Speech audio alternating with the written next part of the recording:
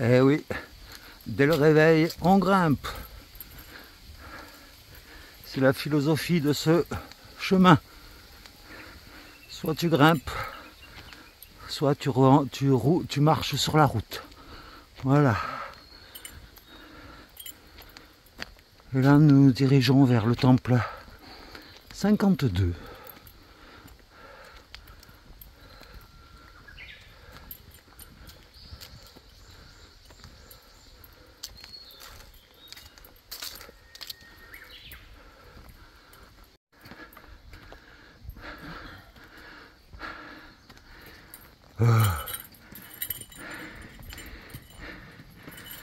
Elle est bien raide celle-là. Bienvenue à toi en ce 27e jour de notre pèlerinage sur l'île de Shikoku au Japon. Voilà, aujourd'hui nous allons nous approcher du temple 52 puisqu'on était juste à côté, là où nous avons dormi cette nuit. Et puis aujourd'hui il fait déjà moins chaud, le soleil est caché par les nuages. Donc je pense que ça va être plus agréable pour marcher. Donc installe-toi confortablement. Et puis, tu connais le refrain? Seikimachu! Go!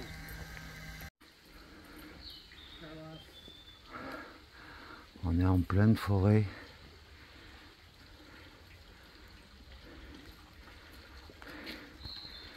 Et le temple est juste en haut de ces marches.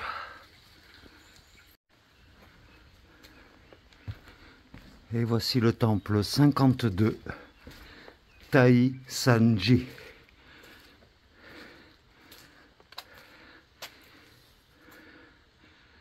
Il n'est pas encore ouvert, puisque la majorité des temples ouvrent à 8 heures.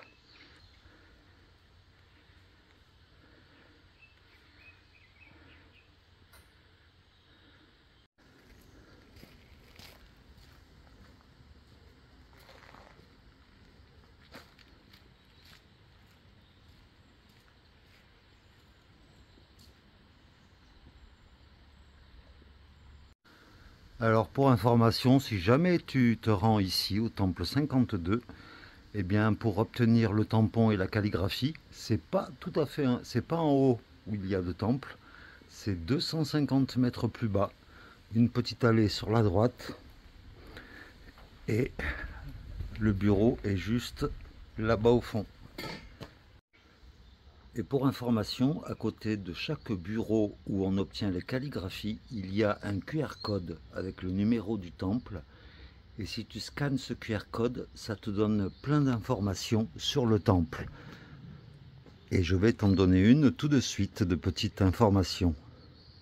Et par rapport à ce temple, Teisanji, eh bien il y a une légende qui dit que Mano no Shoji aurait construit ce temple en une seule nuit. Alors certains d'entre vous demandaient pourquoi on ne portait plus le chapeau.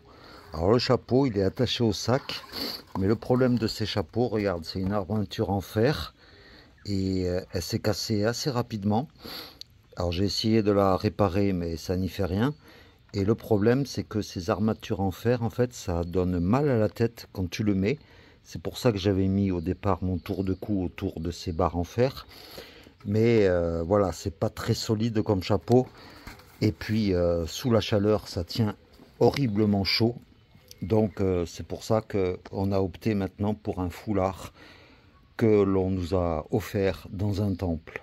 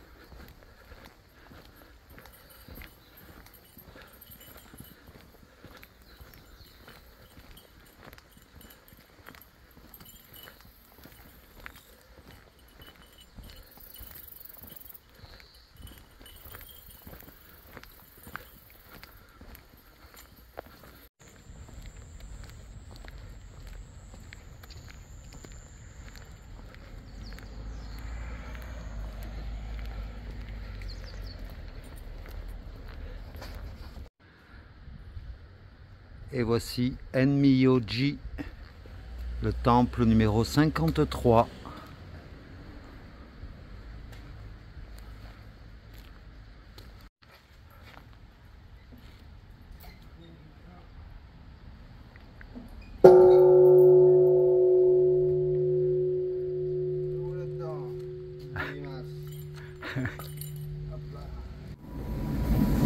Juste en face se trouve la ville d'Hiroshima, tristement connue pendant la Deuxième Guerre mondiale.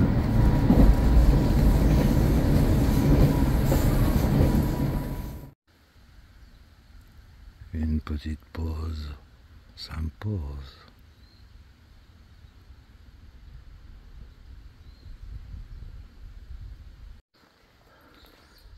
Temple numéro 54, Enmyoji.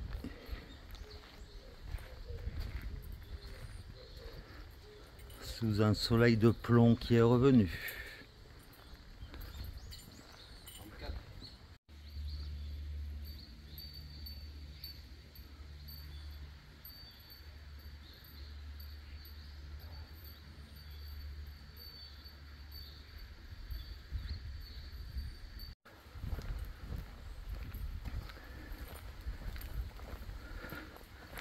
Voilà. Désolé, mais je suis déjà mort de chaud. Voilà, nous nous dirigeons vers le temple 55, je crois.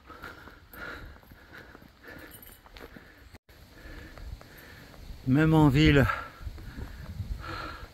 ce chemin nous fait des tortures avec des marches.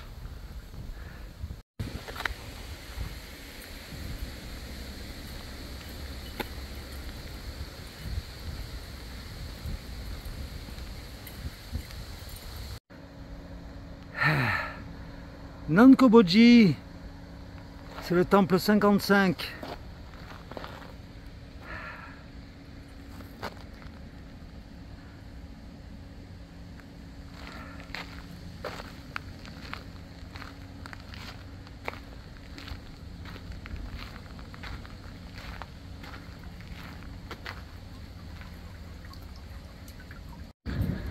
Voilà, et maintenant c'est toujours tout droit jusqu'au prochain temple. Cette grande avenue sur plus de 3 km. Tu les vois, les belles montagnes qu'il y a là-bas? Eh bien dans quelques jours, on sera dedans. Au bout de cette allée, après des kilomètres sur la route, voici Tessanji. Il y a un temple il y a quelques jours qui s'appelait aussi Tessanji. Mais celui-là, c'est le numéro 56. Je crois. Oui. Je ne sais plus. La chaleur me dilate le cerveau. Allez, encore des marches pour changer. Allez. Ah bon, j'ai les limaces. Ah, la limace, elle est complètement baveuse. Voilà. C'est vrai qu'en ce moment, tous les temples se ressemblent. Hein. Même les gourdes, ils sont bloqués, tout le bordel. Ouais. Je passe sur l'NTN là. Et c'est bizarrement calme ici. Eh bien, au temple 56, vu que dans le coin, il n'y a vraiment pas d'aire de repos, on a gentiment demandé au monsieur qui nous a fait la calligraphie s'il y avait un endroit près du temple où nous pouvions dormir, et il nous a indiqué non pas ce petit jardin, non pas ces toilettes, mais ce petit local avec un lit superposé avec des matelas en futon. Voilà.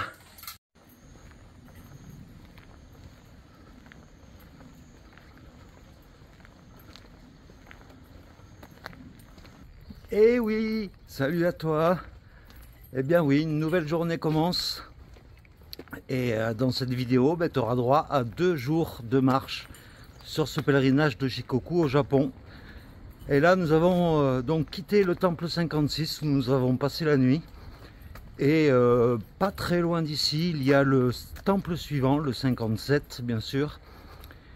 Et aujourd'hui ils annoncent de la pluie en fin de journée. On verra bien. Mais pour l'instant voilà, on s'avance tout doucement. Donc installe-toi confortablement. Et puis on y va. Allez, Saikemachu. Saikemachu.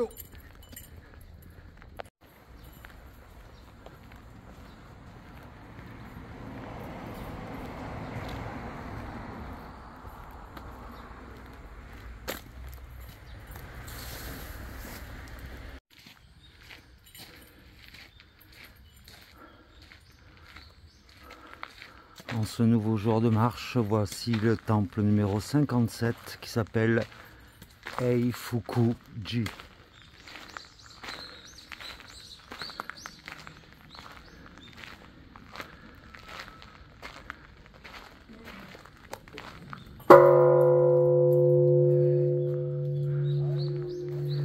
C'est un gong dynamique.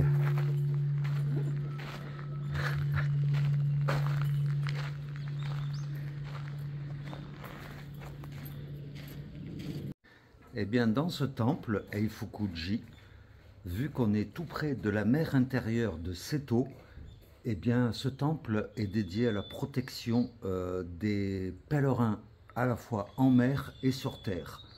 Voilà un peu les informations que j'ai par rapport à ce temple.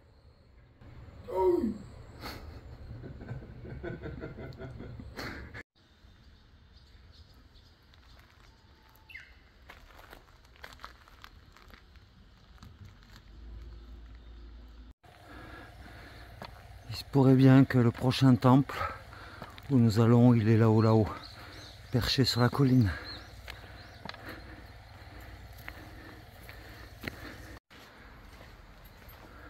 Une aire de repos avant d'entamer la montée.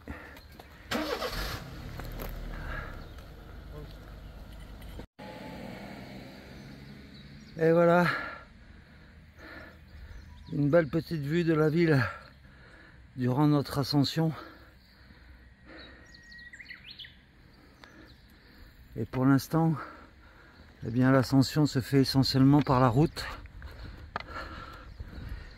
Et d'après les données de dénivelé que j'ai, le temple là-haut est pas très haut, on va dire, il est à 300 mètres, mais sur une courte distance, ce qui fait que les dénivelés sont assez pentus. Enfin, pour l'instant sur la route ça va, mais après je sais qu'on va prendre un petit chemin.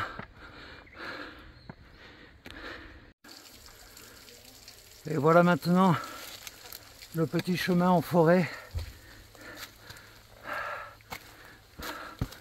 Oh, je fais des efforts pour toi sans me tenir à la rampe avec un seul bâton, mais je peux te dire que ça grimpe.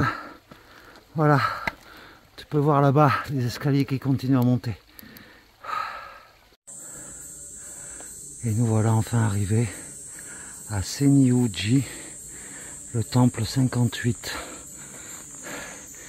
Et ça, c'est les dernières marches qu'on a montées depuis le bas.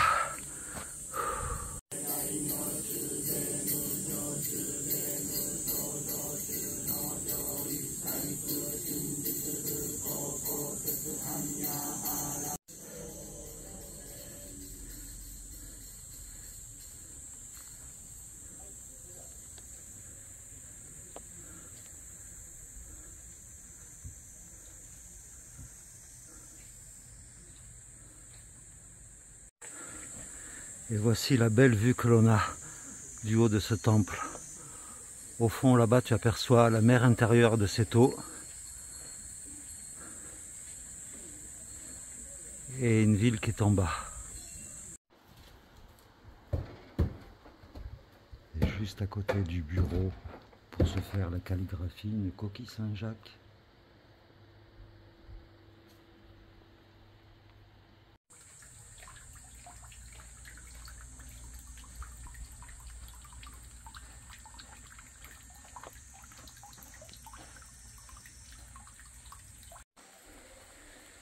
Et du coup, nous entamons notre descente à travers la forêt.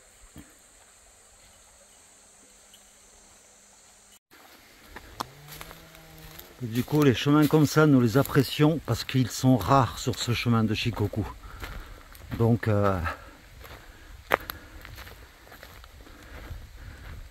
voilà, c'est quand même beaucoup plus agréable.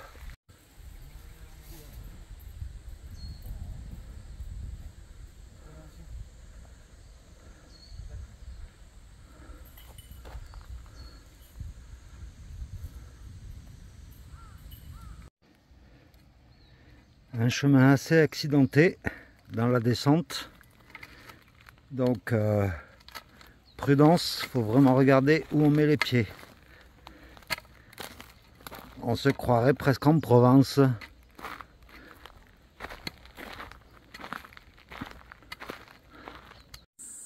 Eh ben, je suis bien content de ne pas avoir à les monter. Le retour des montagnes escaliers. Et nous continuons par là, mais les marches, c'est des marches pour les girafes, tellement elles sont hautes. Ah, voilà, nous sommes à 5,9 km du prochain temple.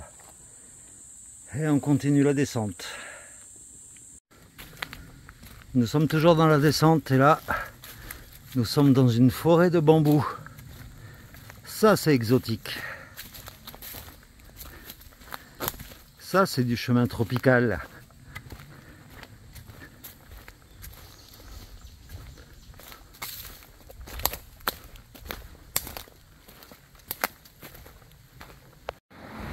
Et voilà, après 45 minutes de descente dans la forêt, nous revoilà à nouveau en ville.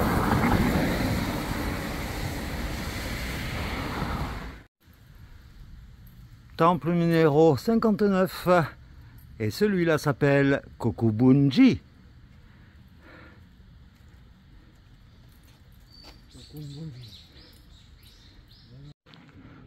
Alors que je reviens des toilettes, eh bien je surprends Pierre en pleine méditation.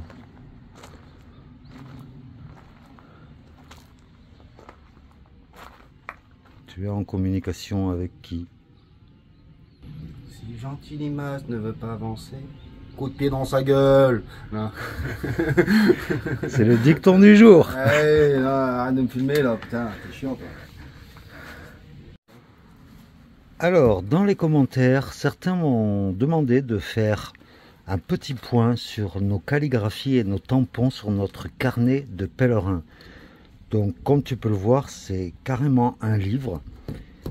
Et eh bien, comme tu peux le voir, voilà, ça c'était le premier temple. Et régulièrement, à chaque fois, la calligraphie est en face de la photo du dessin du temple où nous avons fait la calligraphie. Et donc, comme tu peux voir, chaque calligraphie s'accompagne de 4 tampons. Et donc, tu vois, il y en a déjà pas mal. Et là, nous en sommes déjà au temple, donc 59. Voilà. Et les temples spéciaux que nous avons fait, là, les Bekaru, eh bien, il y a de la place à la fin. Voilà. Un par feuille.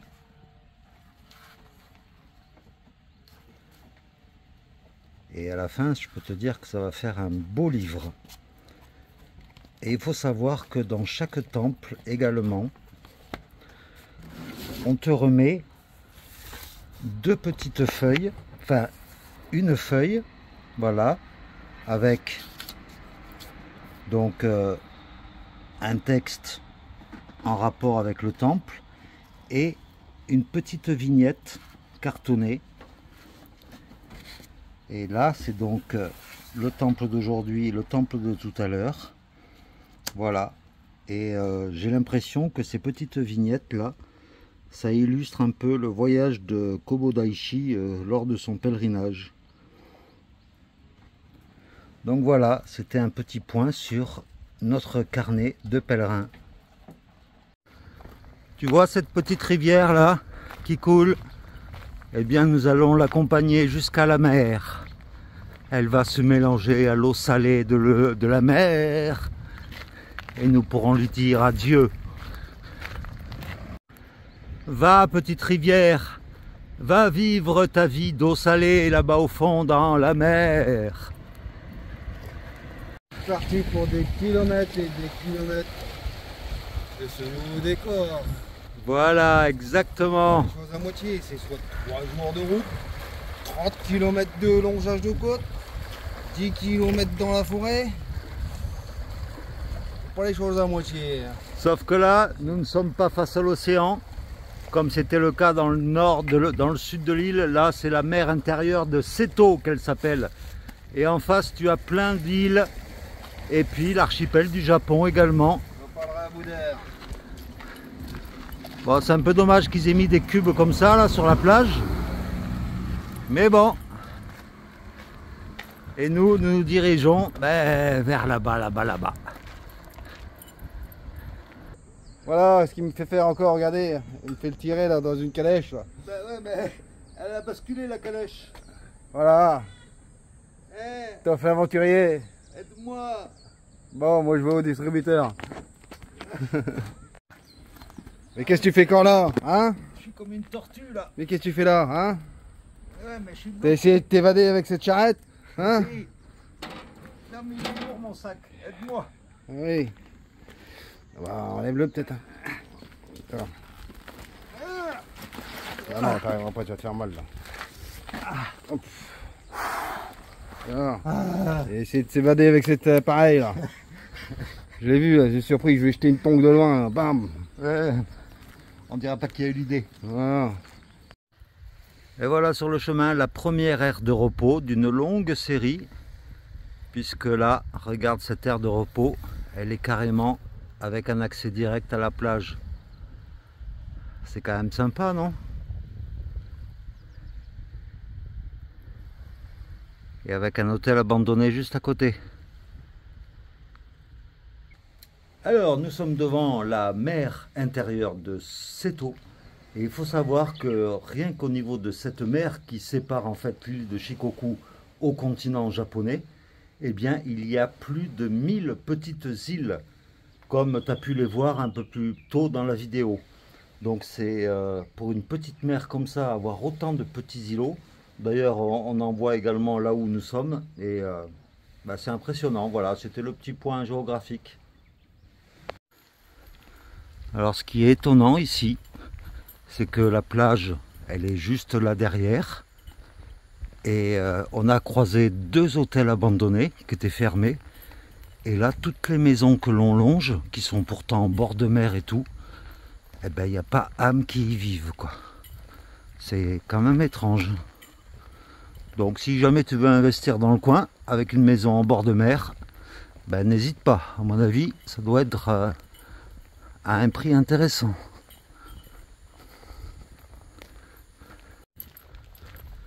Alors là, nous tombons sur un... On en a vu un juste avant, et là aussi, des méga abris avec des robinets de partout, des toilettes là, et là, il y a même des tentes qui sont déjà montées. On a l'impression qu'elles attendent que nous.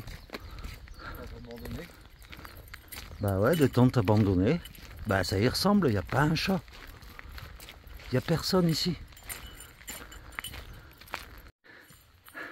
Non mais c'est pas possible, même en bord de plage, les Japonais trouvent le moyen de nous faire grimper des escaliers. Non mais... Regarde, on était en bas tout à l'heure. Et ils nous font grimper une petite colline, on ne sait pas pourquoi. Et ça continue encore. Et une petite vue panoramique depuis le monticule que nous venons de monter, quoi. Même ce gros bâtiment là, qui est au bord de la route, pas loin de la plage, et ben lui aussi il est abandonné. bizarre tout ça. Bon, et puis en plus de ça, sur l'application, on a voulu suivre un chemin bleu, mais malheureusement, il nous a conduit dans un cul-de-sac. Donc on a dû faire un petit détour supplémentaire. Il est 5 h de l'après-midi déjà. Mais bon, on est presque arrivé. Officiel qui disait homologué. Ouais. Les couilles. C'est pas moi qui ai fait l'application. De montée là. On a beau finir encore. Ouais. Alors, il y a la mer là-bas. Putain. Alors nous sommes arrivés au niveau d'un grand complexe sportif avec là, comme tu peux voir, des cours de tennis. Un immense terrain ici qui doit servir à la fois au foot, au baseball. Et là je m'en vais. On a trouvé déjà un abri pèlerin mais qui est assez sommaire. Mais il y a un camping dans ce complexe. Donc je m'en vais voir ce que c'est. Alors voilà ce qu'ils appellent un terrain de camping ici au Japon. Bon, c'est un camping à peine 1 €. Mais bon, il y a quand même ce qu'il faut. Il y a là pour faire des barbecues, 2 tables, des robinets pour se laver. À l'extérieur également. Et voilà le terrain pour planter ses tentes.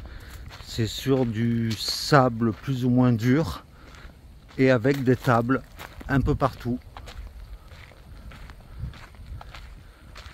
Voilà le terrain de camping avec donc le point d'eau juste là et un autre petit point d'eau ici.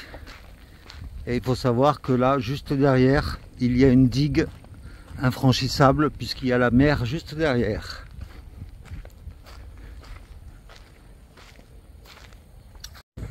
Bon ben voilà, au final, le camping n'était pas vraiment top.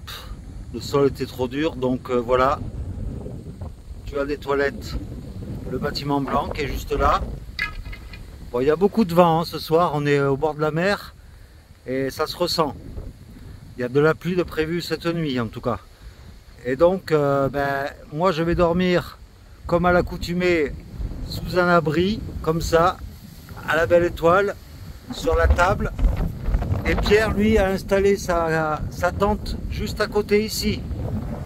Voilà. Bon ben il y a pas mal de vent, mais voilà, il y a Pierrot qui revient de la toilette. Donc et comme tu peux le voir, on a des montagnes pas loin tout autour. Bon ben voilà, hein. Avant qu'il fasse nuit, parce qu'il est 19h15, il va faire bientôt nuit. Eh bien aujourd'hui, pour ceux qui aiment bien les chiffres, on a fait presque 29 km.